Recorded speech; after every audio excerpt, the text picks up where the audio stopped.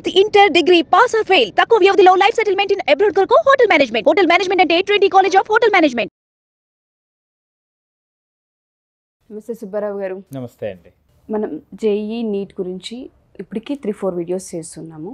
ఒక్కొక్క వీడియోలో ఒక్కొక్క పాయింట్ ఆఫ్ వ్యూ మనం మాట్లాడుతూనే ఉన్నాం. సబ్జెక్ట్ వైపు వస్తే పిల్లలు ఎక్కడ ఆగిపోవడానికి, అంటే కోర్సుని వదిలేయడానికి, హోప్లెస్ అయిపోవడానికి కారణాలు ఏంటి అంటారు?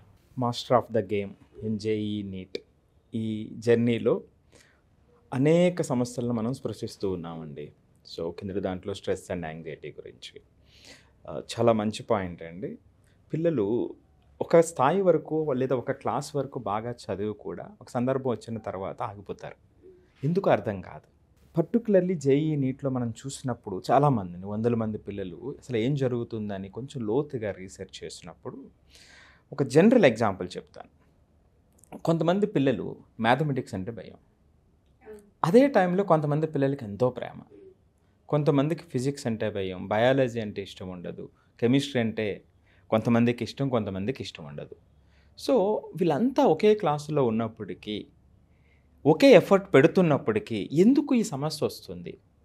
సమస్య తెలిస్తేనే కదండి, లోతులోకి వెళ్తేనే కదా మనం అడ్రస్ చేయడానికి అవకాశం ఉంటుంది.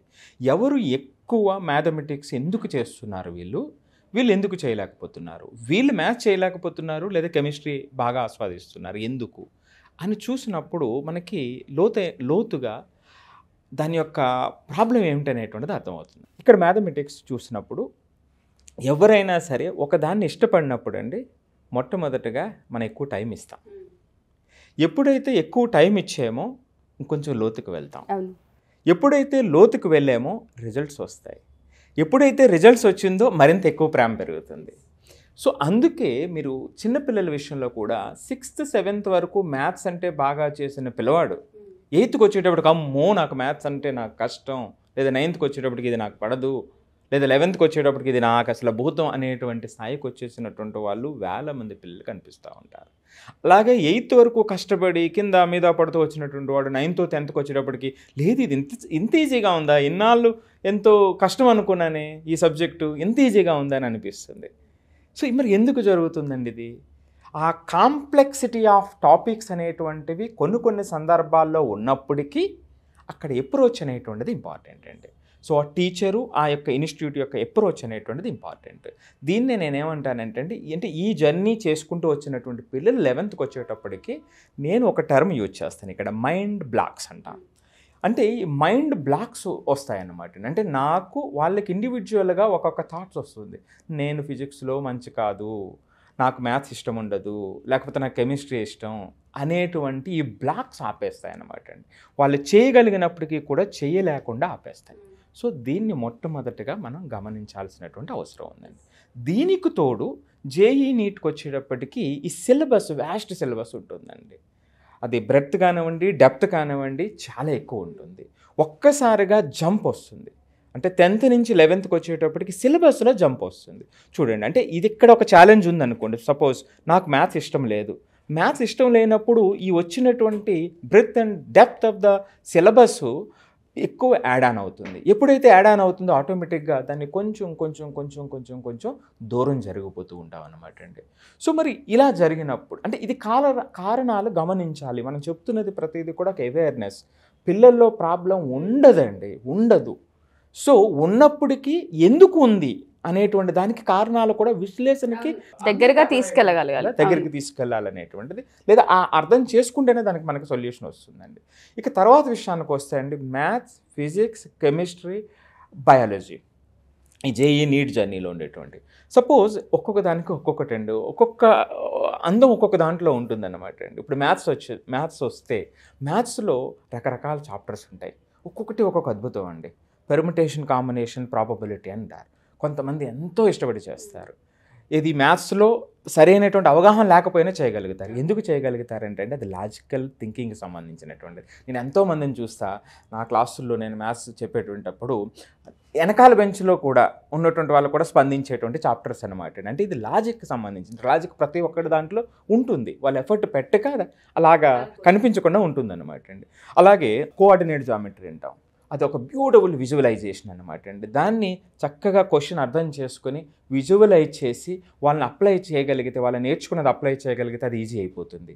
ఇది చేయని వాళ్ళకేమో అది కష్టం అయిపోతుంది. అంటే ఎవరికి ఈజీ ఉంది, ఎవరికి కష్టం ఉంది అనేది చాలా దగ్గరగా ప్రేమగా కూర్చోబెట్టి తెలుసుకుంటే వచ్చేటువంటి సమాధానాలు అన్నమాట అండి ఇవి. ఇక కెమిస్ట్రీ విషయానికి వస్తే అక్కడ ఒక 3 ఉంటాయి. Physical chemistry, organic, inorganic. ఒకటైతే బై హార్ట్ చేయాల్సింది ఉంటుంది, కొంచెం అర్థం చేసుకుని కొంచెం గుర్తుపెట్టుకోవాల్సినటువంటి అవసరం ఉంటుంది. ఇంకొక దాంట్లో ఆర్గానిక్లో ఆ రీజన్స్, రియాక్షన్స్ లోతుగా ఆలోచించి లాజికల్గా అర్థం చేసుకోవాల్సినట్టు ఉంటుంది. ఫిజికల్ కెమిస్ట్రీకి వచ్చేటప్పటికి దాన్ని సాల్వ్ చేయాలి, మ్యాథ్స్ లాగా సాల్వ్ చేయవలసినటువంటి అవసరం ఉంటుంది. అంటే ఈ పిల్లలు దీన్ని అర్థం చేసుకోకపోతే ఏమవుతుందంటే ప్రతిదానికి ఒక టిప్, సపోజ్ మ్యాథ్స్ కూడా చదివేటువంటి పిల్లలు ఉంటారు, నేను మ్యాథ్స్ చదువుతున్నాను అంటారు.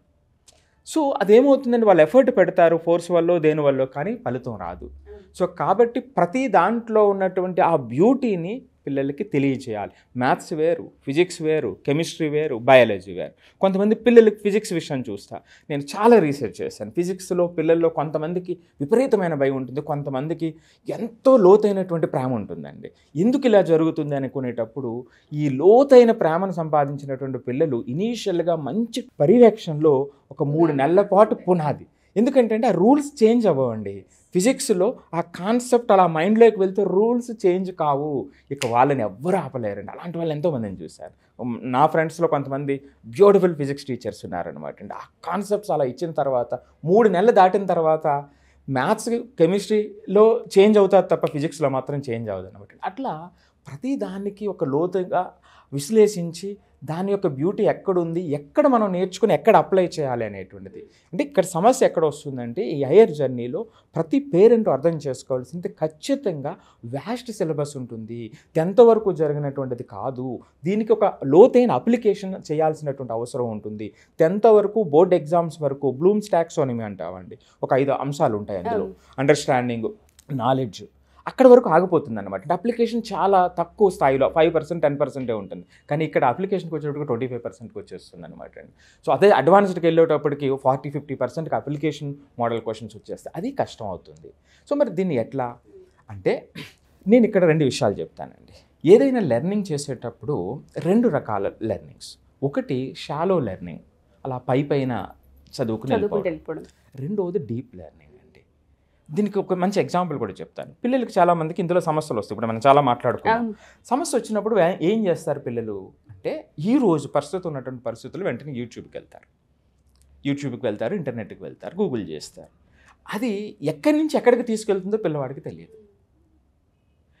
అది షాలో లెర్నింగ్ అనమాట అండి. అంటే మనకి గమ్యం లేకుండా వెళ్ళిపోతూ ఉంటాం, నావిగేట్ అయిపోతాం, ప్రయాణం గమ్యం లేకుండా జరిగిపోతూ ఉంటుంది. మనం చెప్తున్నటువంటిది చాలా కొన్ని సొల్యూషన్స్ మనం ఏదైతే చెప్తామో అట్లా ఒక బ్యూటిఫుల్ సొల్యూషన్ చెప్తాను. నేనేమంటానంటే అండి, navigate your journey, control your journey.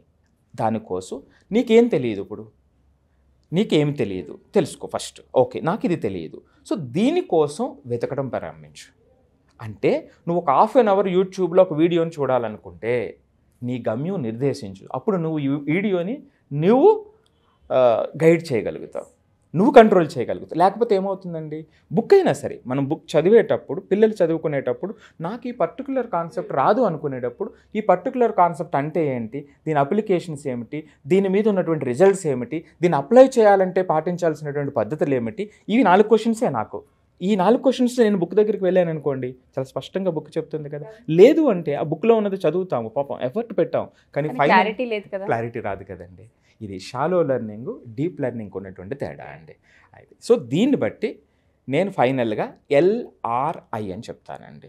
L అంటే లెర్న్, R అంటే రిఫ్లెక్ట్, I అంటే ఇంప్లిమెంట్, L అంటే ఇన్పుట్ అండి. ఈ రిఫ్లెక్ట్ అండ్ ఇంప్లిమెంట్ అనేటువంటిది మీకు అవుట్పుట్ని ఇస్తుంది. ఎక్కువ సమయం మీరు I మీద కేటాయించగలిగినట్టయితే మీ ఫలితాలు వేరేగా ఉంటాయి. నిన్నటి వరకు మీరు చూసినటువంటి కాంప్లెక్సిటీ రాను రాను తగ్గిపోతూ ఉంటుంది అనమాట అండి. సో ఇది జాగ్రత్తగా గమనించాల్సినటువంటివి. ఇది అంటే ఒక పై స్థాయిలో మనం చెప్పాము. సో దీన్ని కొంచెం లోతుగా వెళితే ఇప్పుడు సెషన్స్కి వచ్చినట్లయితే కొంచెం లోతుగా ఎగ్జాక్ట్లీ అదే అడగబోతున్నాను సార్. ఎందుకంటే చాలా మందికి టఫ్ అనిపిస్తూ ఉంటుంది సిచ్యుయేషన్. కొన్నిసార్లు సిలబస్ అర్థం కాదు, దానివల్లనే వద్దు ఇంత బ్రెయిన్ వర్క్ ఎందుకు చేయాలన్న దాంట్లో వదిలేసిన సందర్భాలు ఉంటాయి. అలా పిల్లలు ఉన్న ఒకవేళ పేరెంట్స్ అది గమనించినా మన సెషన్స్ ఏ విధంగా హెల్ప్ అవుతాయి, దాన్ని కూడా మనం ఓవర్కమ్ చేసి ఈజీ చేసే ప్రాసెస్ మన దగ్గర ఉందా? దాని గురించే చెప్తున్నా. ఇప్పుడే మనం మాట్లాడుకున్నామండి, మ్యాథ్స్లోనే రకరకాల చాప్టర్ చెప్పాను, ఫిజిక్స్, కెమిస్ట్రీ, అంటే దేన్ని ఎలా డీల్ చేయాలన్నట్టు. సపోజ్ యానిమల్స్ ఉంటాయండి, ఒక్కొక్క దాన్ని ఒక్కొక్క ట్రీట్ చేయాలి, అప్పుడు అవి మచ్చిక అవుతాయి. సో అట్లాగే ఇవి కూడా ఆ మచ్చిక అవ్వటానికి ఏ టాపిక్ని ఏ విధంగా డీల్ చేయాలనేటువంటిది లోతుగా మనకి ఆ సెషన్ కూడా ప్రతి బుధవారం జరిగేటువంటి సెషన్లో కాంప్లెక్సిటీ ఆఫ్ సబ్జెక్ట్ దీన్ని ఎలా హ్యాండిల్ చేయాలనేటువంటిది ప్రతి బుధవారం జరిగేటువంటి సెషన్ అనమాట అండి. అది గ్రూప్ సెషన్కి వాళ్ళకి ఎన్రోల్ కావచ్చు, లేదా పర్సనల్గా వాళ్ళకి ఏదైనా ఆ పర్టికులర్ స్టూడెంట్కి ఇబ్బంది ఉన్నట్లయితే పర్సనల్ అపాయింట్మెంట్ తీసుకుని ఆ పర్టికులర్ ప్రాబ్లం మేరకు వాళ్ళ సొల్యూషన్ తీసుకోవాలి. Thank you sir.